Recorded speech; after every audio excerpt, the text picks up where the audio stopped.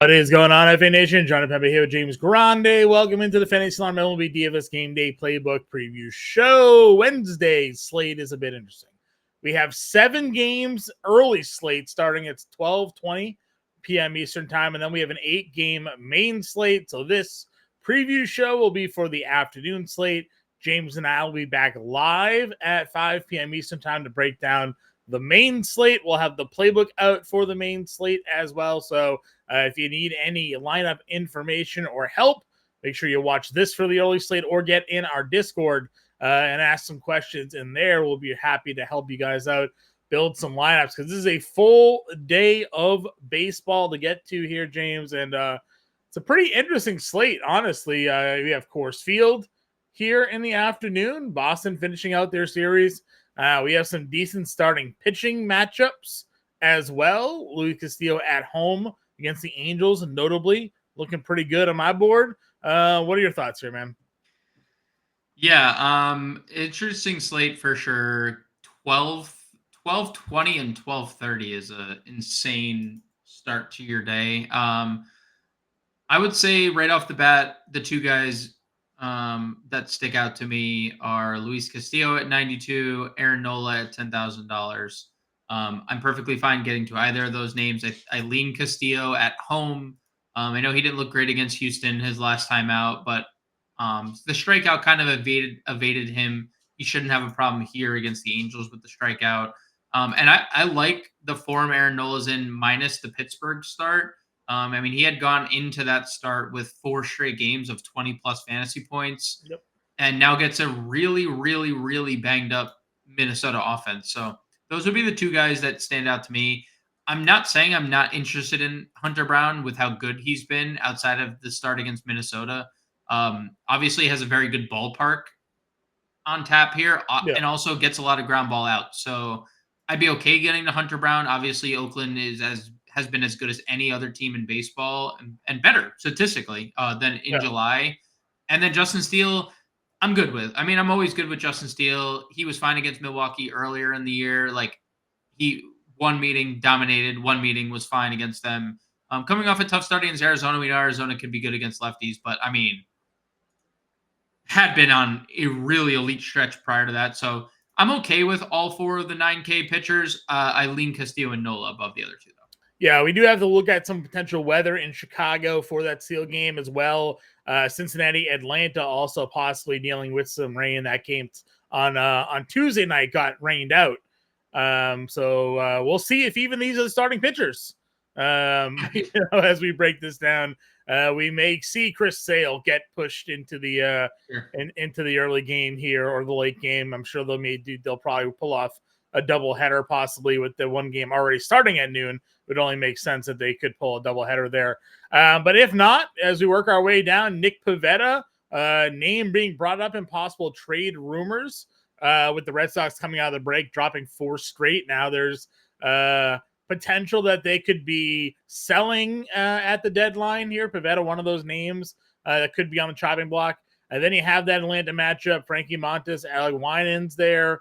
Louis Varland is starting again for Minnesota at $7,500.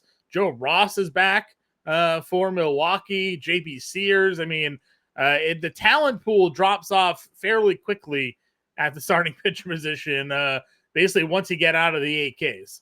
Yeah, I mean, Pivetta is one of those guys. We talk about it literally every start. He is a seriously high upside pitcher that also has like massive blow up potential, right? Yeah. And in any start, like that could be across the board. He went in LA, faced the Dodgers, had 27.7 fantasy points and a no decision, right? Like 8 strikeouts, just pumping Ks again. Like absolutely torched him. And he's done this against good teams. He's also been like torched by bad teams this year. Like he's been torched by a good team. Like Dr. Jekyll and Mr. Hyde, you're looking at him, Nick Pivetta. So if you want to play him in Coors against a very high strikeout rate in the Rockies, you can do it. It's obviously a risk. I'm okay getting to Montas if he's the starter. We mention it time and time again. I know Frankie Montas is coming off 2 really rough starts in a row. He had been really solid previously to that. But Atlanta really struggles against righties. I don't even know if they're going to have Austin Riley in this game. Austin Riley was placed on paternity, so just another blow to the Atlanta lineup. I'm assuming he's not going to turn around like a day after his child is born and be like, "Hey, sorry guys, gotta go." But I guess everyone's different. Sure. So if there's no Riley, I'm okay. Montes, Winans, like was good in AAA. I'm not saying he wasn't. If you want to go there, the Reds are good against right-handed pitching. They've been really, really good against right-handed pitching. Louis Varland, eh, eh. I mean, you mentioned it drops off fast. You were not lying. I don't know who else you would play here. It's Canning. Only, and quite literally, the only reason I say that is because the offense that he's facing. I think is it Canning? Like, I mean, yeah, I'm not saying there's like no win equity here. Liberatore. Well, I mean, I don't He's think not I extended. I don't go there. Right, because he's not pitching enough innings. But like he was at least like a top 50 prospect like 2 years ago. Yeah. No, I'm with you. I think it falls off pretty quickly here. It might just be a Castillo Pavetta day for me, honestly, and kind of build from there. You can probably get away with like, I know obviously it's tough with cores being an option too. That's where you kind of do want to get to value because we've had to suffer through 2 Boston offense days against lefties. We get Cal Quantrill. I'm not saying Cal Quantrill has been bad. He's been serviceable. But like Boston has made a lot of better pitchers look foolish because of how good they are. And now they get to, obviously like 7 lefties in the lineup. You're going to have to make a decision, I think. I think there's going to have to be, and maybe a pitcher has changed here and something value related opens up, but we'll see. I do think maybe taking a shot on one of these low tier pitchers is a viable approach. And depending on what the weather looks like, this might be a smaller slate too. Like they may end up having 2 games out. Now, obviously, with them being early start times, they have a much longer window to delay games as well. Milwaukee, Chicago is also divisional matchup, so they could just as easily postpone that till August, and run it back then. Like we see that happen all the time in divisional games. So we'll see what happens when the weather report comes out tomorrow. When we go on over to catcher again, we generally just kind of look for the value here. We have Yanier Diaz against JP Sears. Feels like a pretty good matchup at $3,900. Anything versus Griffin Canning for me still feels pretty good. I know the strikeout right there, but you want to go Kyle Rowley. You want to go with Mitch Garver. Both in on those plays. What are some of the options you're looking at?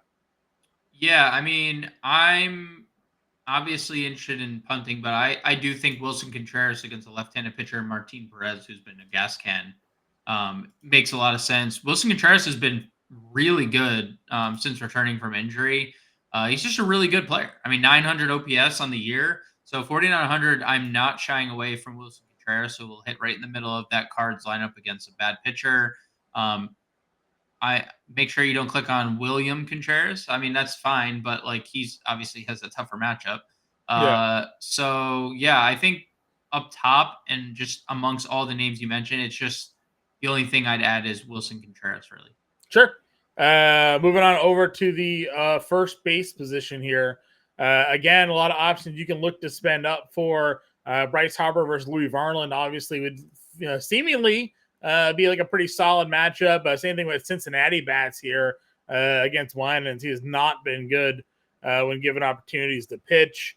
Again, 7 games, so the player pool isn't as large as it typically is. Do you have any favorites here at first base today? Yeah, I mean Harper, Steele, Candelario would all be top tier options for me. If I'm playing a St. Louis stack, like if Goldschmidt's not hitting 7th, if he's hitting higher in the lineup, then I'd consider it. You can obviously play Tolia if you think that he continues to be super productive because he has been super productive lately. Did you go Michael Busch against Joe Ross here? Yeah, I mean, Michael Bush has been very, very good. The Um, power numbers obviously stand out. So yeah, and the price is still like incredibly interesting considering he's 3,900 for really no reason. Should probably be mid fours at this point. So I they, like they that they keep moving his positional eligibility around as well. Like he had first second second, base, first third second. base, like Yeah, first base now. Like yeah, it's annoying. giving you some options. Dom Smith has been pretty decent for the Red Sox lately. Yes. 296 with 1,000 OPS over his last 10.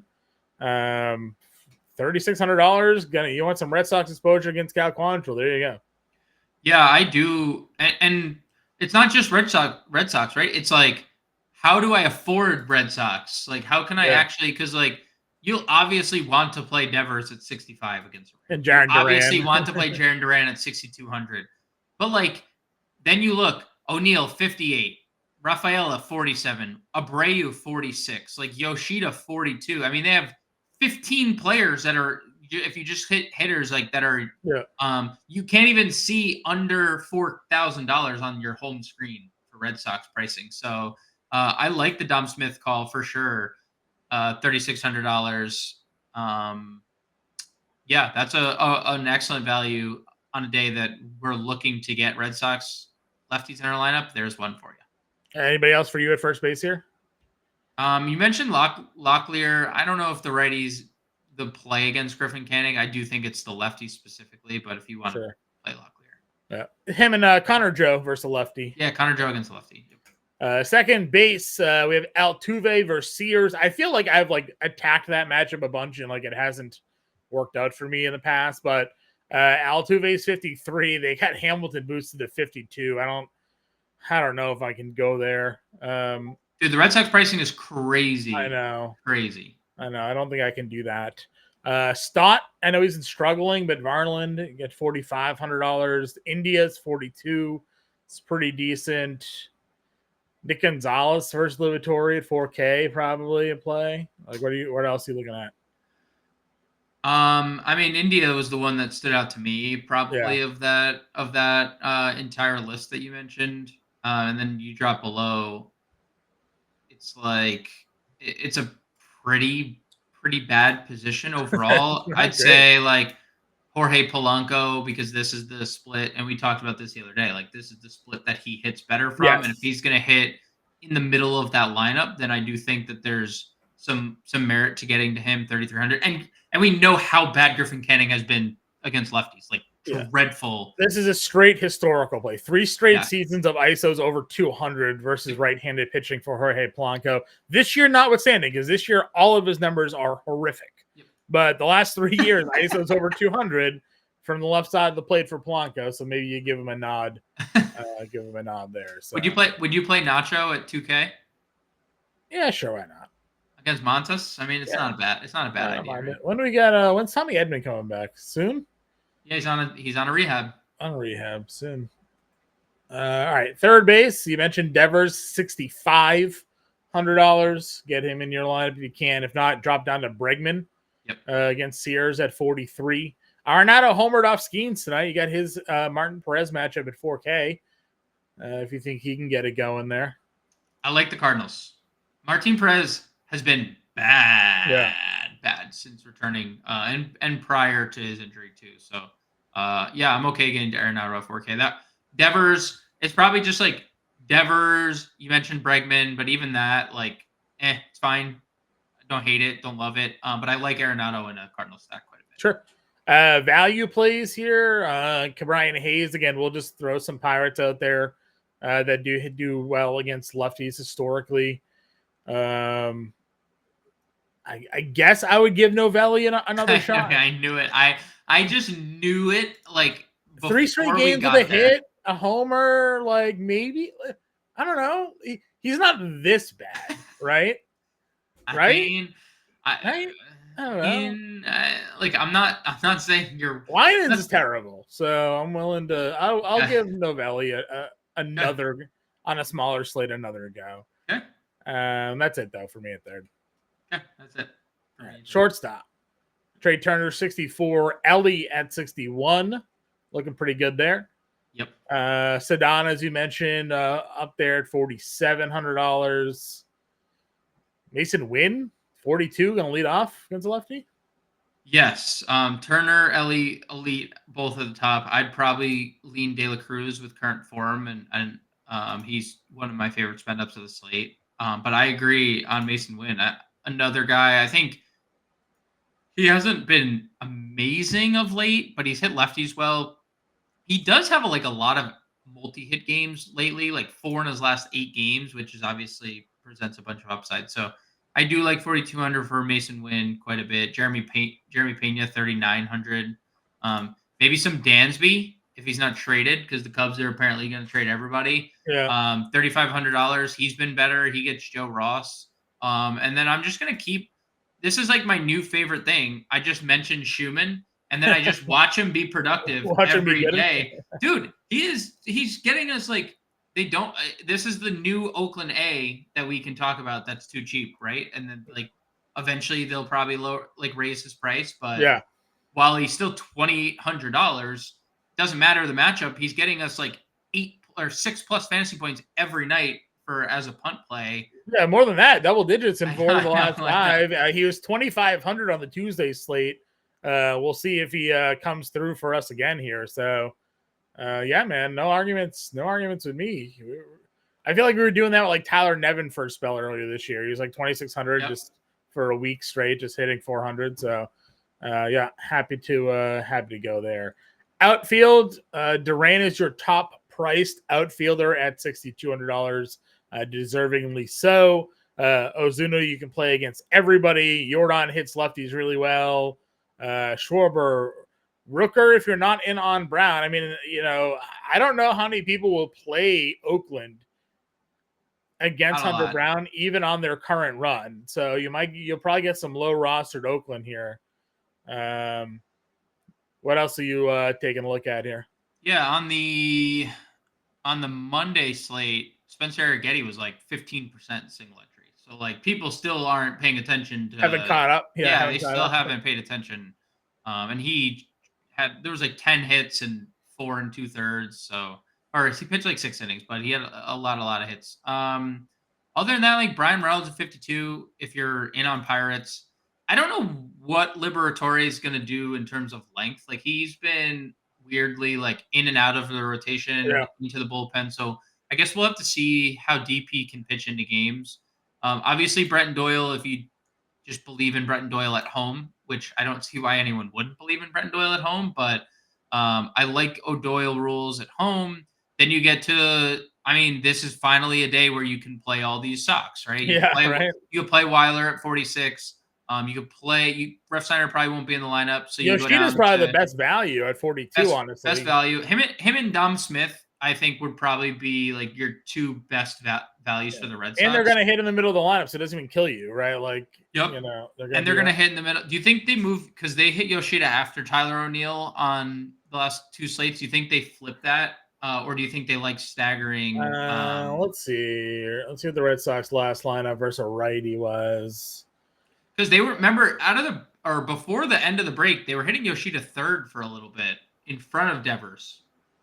So when they faced Gavin Stone, Yoshida hit 5th.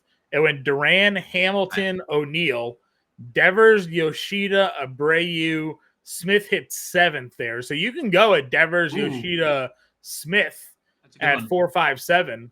That's a good stack. And did Reese McGuire play in that? He did. He hit 9th. So you can always, if you want more Boston value, you can always play Reese McGuire as well. But yeah, obviously both those Boston guys are really great.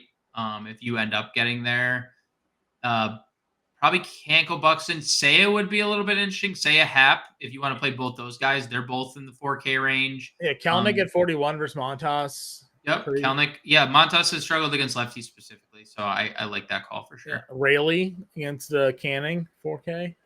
Yep, lefties against Griffin Canning for sure. Butler at 38, creeping his price tag up. He should.